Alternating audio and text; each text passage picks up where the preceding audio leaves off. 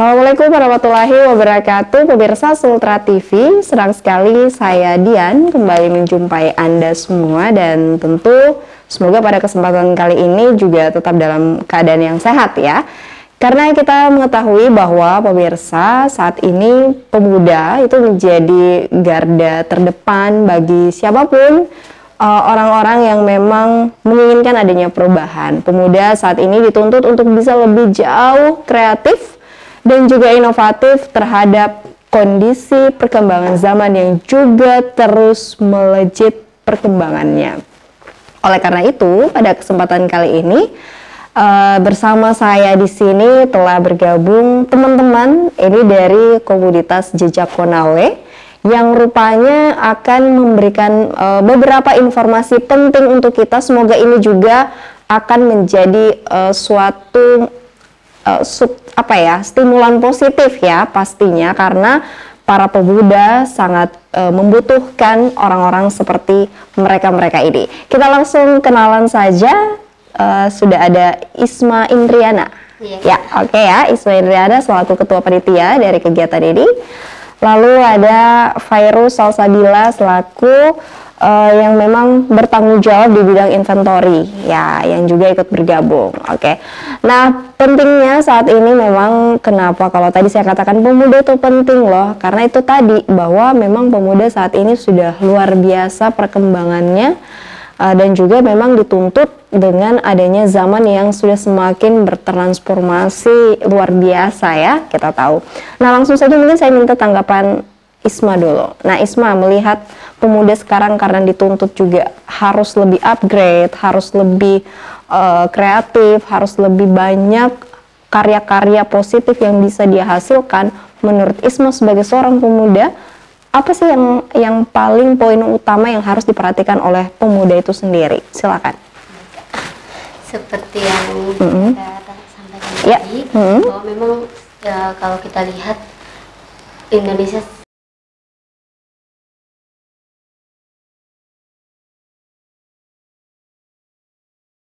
adanya agen of control. Nah, dengan istilah tersebut pemuda sangat dituntut untuk kreatif, kemudian inovatif. Seperti saat ini sangat pemuda-pemuda khususnya di Sulawesi Tenggara sangat berperan penting untuk memajukan Sulawesi Tenggara itu sendiri, Kak. Oke, jadi memang sangat begitu penting ya. Lantas pemuda mempunyai apa dong gitu dalam rangka itu tadi, karena pemuda begitu penting sebagai agen perubahan gitu. Gimana tanggapannya Isma? Pemuda itu harus memiliki rasa ingin tahu, Kak. Karena dengan adanya rasa ingin tahu, mereka selalu ingin mencoba. Dari rasa mencoba itu, mereka selalu berusaha untuk melakukan hal-hal yang positif. Dari hal positif itu bisa menjadi suatu perubahan untuk Indonesia secara umum dan khususnya di Sulawesi Tenggara ini, Kak. Iya sih, tapi kan yang kadang menjadi masalah sekarang adalah biasanya saking ingin tahunya berlebihan gitu, terkadang pemuda ini sulit untuk dikontrol gitu. Bahkan ada beberapa mungkin malah menghasilkan sesuatu yang tadinya kita sih harapkan positif, malah berlawanan arah gitu. Nah, melihat situasi yang seperti ini bagaimana kalau pendapat Isma menanggapi? Itu ya, seperti yang saya katakan tadi bahwa adanya rasa ingin tahu, tapi karena kelewatan ingin tahu, kadang mereka yang awalnya niatnya ingin tahu yang positif, tapi berbelok menjadi negatif. Jadi hal itu perlu juga adanya kontrol, itu dari diri mereka sendiri ataupun di sekitar mereka, Kak, atau lingkungan. Gitu. Berarti perlu ada kontrol juga di lingkungan. Berarti peran siapa di sini yang harusnya bisa membantu para pemuda itu dalam mengontrol gitu, mengontrol semangat mereka, mengontrol keingintahuan mereka gitu? Siapa kira-kira? Bisa jadi pemerintah, Kak. Oke, pemerintah. Kemudian orang tua. Orang tua. Paling utama sih itu orang tua. Karena pemuda ketika mereka tidak lagi diperhatikan sama orang tua mereka, bisa jadi mereka ingin tahunya itu sangat berlebihan. Bahkan yang awalnya mereka mau positif, tapi karena tidak adanya kontrol dari orang tua, sehingga mereka bisa jadi rasa ingin tahunya mengarah ke negatif. Oke, jadi ada controlling dari baik itu pihak orang tua, keluarga ya, itu sama-sama saling berpengaruh gitu. Nah, saya lanjut ke Virus. Lalu kalau Virus sendiri, karena pentingnya pemuda saat ini melakukan sebuah perubahan, namun tetap harus ada kontrol gitu kan dari berbagai pihak. Lantas saat ini langkah awal yang bisa dilakukan pemuda dalam rangka untuk bisa memberikan sebuah karya yang positif, melahirkan sebuah gagasan yang baru, apa yang langkah awal yang bisa dilakukan pemuda saat ini? Silakan.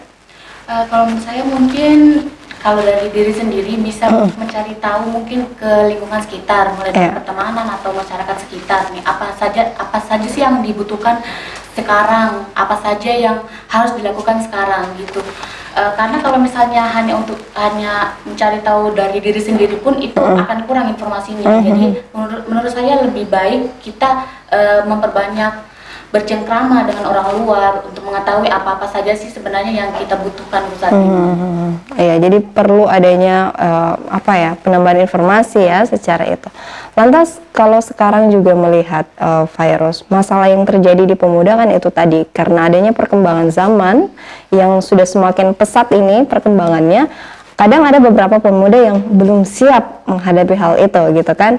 Ya itu tadi karena mungkin keterbatasan adanya keterbatasan dari kemampuan yang mereka miliki ataupun fasilitas yang ada di mereka itu terbatas. Nah, itu melihat hal ini juga bagaimana? Kalau menurut saya sih memang tidak bisa dipungkiri kalau misalnya fasilitas dan dari diri sendiri itu menjadi poin utama. Jadi kalau misalnya tidak didorong dari diri sendiri itu akan susah. Kita tuh tidak bisa istilahnya hanya berharap bahwa kita sendiri yang mau jalan atau segala macam, tapi kan yang dimana kita ini manusia sosial, jadi butuh teman-teman orang lain juga untuk mendukung pemikiran yang maju. Fasilitas-fasilitas juga itu perlu diperhatikan karena ya bagaimana mau berkembang kalau misalnya tidak diwadahi begitu. Jadi memang semua kayaknya saling berkaitan erat ya di sini. Itulah mengapa pentingnya ada kolaborasi berarti yang terbangun gitu kan. Lantas kalau berbicara tentang kolaborasi, saya kembali ke Isma. Bagaimana, seberapa besar pengaruh kolaborasi dalam suatu apapun itu yang memang baik itu organisasi, baik itu gerakan yang kita lakukan untuk menjadi sebuah perubahan. Kolaborasi itu seberapa besar sih pengaruhnya? Silakan. Ya, Kak. Kalau menurut saya untuk kolaborasi itu sangat penting, Kak. Karena kalau misalnya saja sebuah kegiatan dilaksanakan sama satu orang atau dengan adanya kegiatan yang lain secara berkolaborasi, otomatis yang akan lebih sempurna yaitu yang kolaborasi, Kak. Kolaborasi sangat penting. Jadi memang begitu penting kolaborasi yang dilakukan gitu kan. Oleh karena itu mungkin inilah yang menginisiasi kenapa teman-teman dari Jejak Konawe ya mau melahirkan sebuah rupanya gerakan yang sangat inspiratif menurut saya di sini.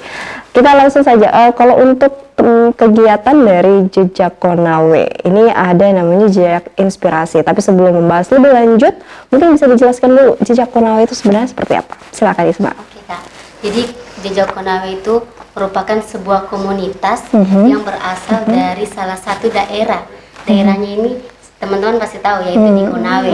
Nah, di Jejak Konawe ini kami mengumpulkan pemuda-pemuda di Konawe yang memiliki satu tujuan yaitu memajukan pendidikan di Konawe, Kak. Gitu. Jadi memang fokus konsennya itu di pendidikan ya. Nah, kalau berbicara tentang pendidikan, seberapa penting memang juga pendidikan menurut Isma? Ini sebelum kita lebih lanjut untuk Jejak Konawe-nya ya. Seberapa penting sih sebenarnya pendidikan itu? Silakan. Sangat penting, Kak, karena apalagi di daerah-daerah terpencil pendidikan untuk anak-anak itu sangat penting. Karena dengan tidak adanya pendidikan maka anak-anak mereka tidak bisa tahu arahnya mereka mau kemana. Kemudian bisa jadi seperti yang kita ketahui sekarang itu pengaruh yang negatif sangat banyak, Kak. Tapi dengan adanya pendidikan bisa membantu mereka untuk lebih menyaring informasi-informasi yang ketika mereka dapatkan, Kak. Jadi segitu penting. Kalau kita flashback kembali ke daerah Konawe, Konawe itu menurut saya adalah merupakan daerah yang sangat potensial saat ini, khususnya di mana di sana kan ada sektor pertambangan, benar ya? Saya klarifikasi ulang kan. Nah, kita tahu juga bahwa Konawe itu sangat selain di sektor pertambangan, dia tuh di sektor pertanian juga, ya benar kan? Nah, lantas dengan kedua sektor yang sangat berpotensial segitu, masih ada ya memang daerah-daerah yang sangat butuh gitu dengan adanya teman-teman Jejak Konawe khususnya yang konsen di bidang pendidikan. Itu masih ada ya? Gimana, Isma? Kalau menurut saya masih ada, Kak. Karena seperti yang Kakak sampaikan tadi bahwa di Konawe itu ada sektor pertanian maupun pertambangan, tapi di sudut kota Konawe, di sudut Kabupaten Konawe itu masih ada satu daerah yang memang membutuhkan pendidikan. Daerah mana boleh? Maaf, saya potong, daerah mana? Ya, di Latomatua, Kak. Latomatua. Iya. Ya, oke. Ini kecamatan ya? Kecamatan Latoma. Oke, di sini boleh tahu mungkin ada informasinya berapa desa di situ di Kecamatan Latomatua? Kurang lebih berapa ya? Ya, di kurang lebih aja kira-kira sampai 10 lebih? Enggak ya? 10 lebih. Oke, sekitar 10 lebih. Jadi kalau kita estimasi ya berarti ada sekian 60% lah, 70% anak-anak ini ya, anak-anak didik di sana gitu kan, yang memang sangat butuh rupanya konsen pendidikan. Berarti daerahnya itu boleh, mungkin teman-teman sudah tahu daerahnya, boleh dideskripsikan sedikit tidak kondisi di sana seperti apa sih, Isma?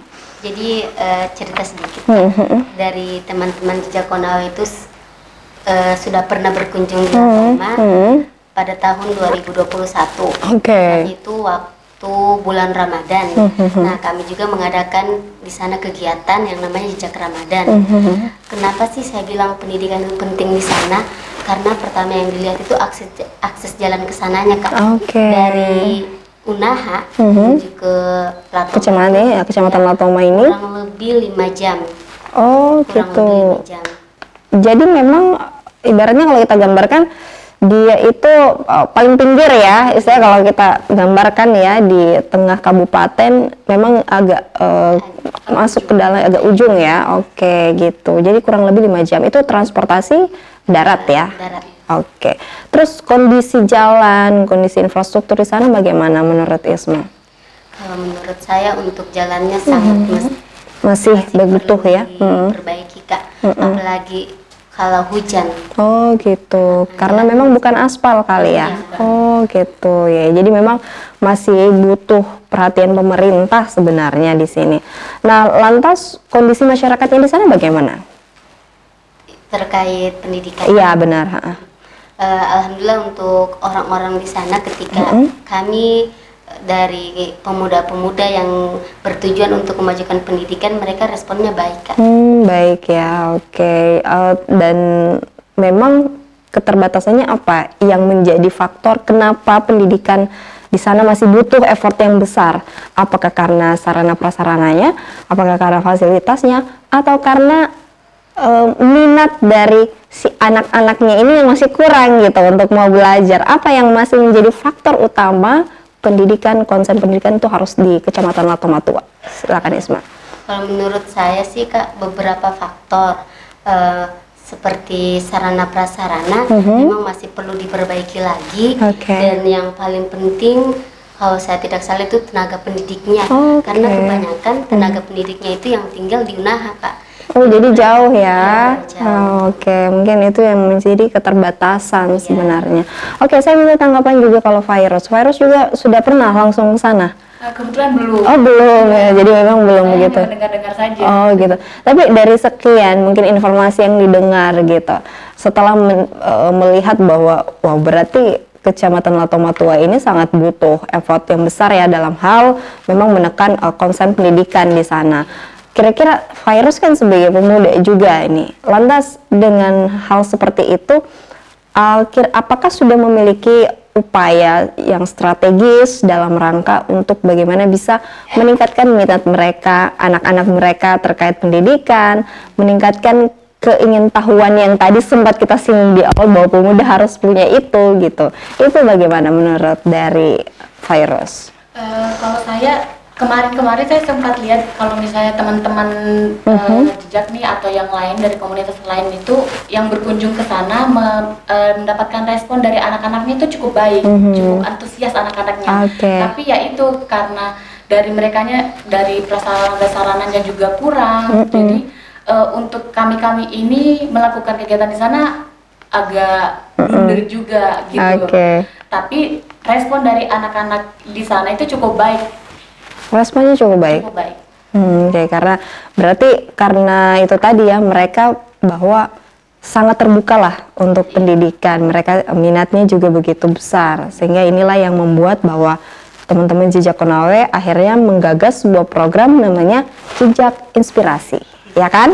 Nah, boleh sedikit kita kembali flashback lagi. Jadi Jejak Konawe karena sudah hadir dan melangsungkan Jejak Inspirasi, bisa digambarkan sedikit saja Jejak Inspirasi ini seperti apa nantinya? Silakan. Baik.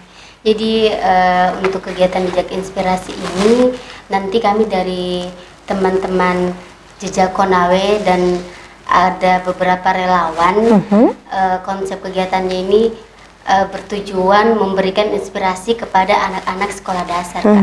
Dan mereka tahu kan sejauh ini yang ditahu itu cita-citanya guru, dokter, benar. Nah, dengan adanya kegiatan Jejak Inspirasi ini ternyata wah, presenter itu sebuah pekerjaan juga, atau pekerjaan-pekerjaan yang lain yang jarang mereka dapatkan, Kak. Jadi lebih memperkenalkan ke mereka semua profesi yang ada ya, bahwa tidak selamanya cita-cita yang mereka pikirkan itu hanya segelintir yang tadi disebutkan gitu, tapi semua profesi yang memang itu nantinya bisa menjadi hobi mereka dan terus dibayar, itu maka akan menjadi pekerjaan juga untuk bisa dilakukan gitu.